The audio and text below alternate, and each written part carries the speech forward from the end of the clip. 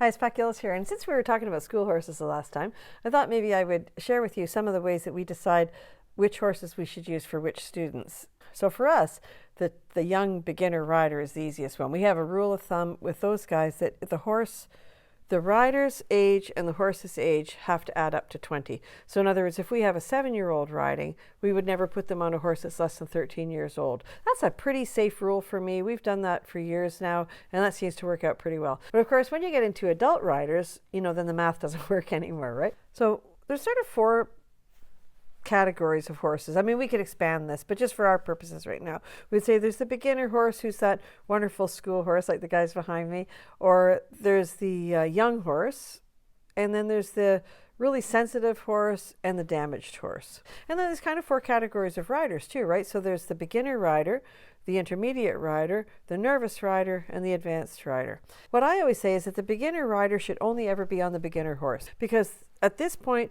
the beginner rider knows nothing, and the school horse is the trained professional. This is the safest place for a beginner rider to be.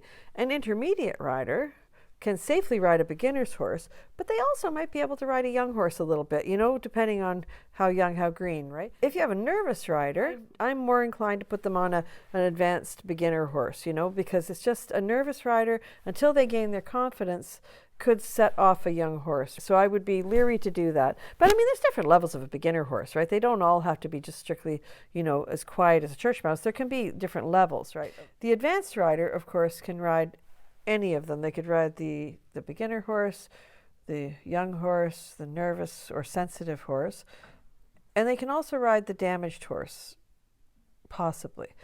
Now, a damaged horse there's different ways to look at a damaged horse, right? But like for my purposes, what I'm thinking of is a horse that's been started badly or is frightened for some reason, that's decided that, people are something to be afraid of. And that really requires a lot of experience. Like one of the horses here right now, Zephyr, that we're working with, we've actually brought somebody in who's just so great at groundwork with the horses. With our limited time and with his vast experience, we're best to go with him. And he's going to get her to a point where, we all feel a little bit safer getting on her. So if you get the opportunity to ride, just make sure that you're on a horse that matches your level of experience. It makes riding so much more fun. My experience has been that most people who decide that riding is not for them is because they've been put on a horse that was too much for them. That was not in the category that they were in.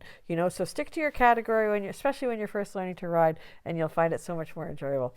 That's it for today. Remember to thank your horse, and we'll talk to you soon.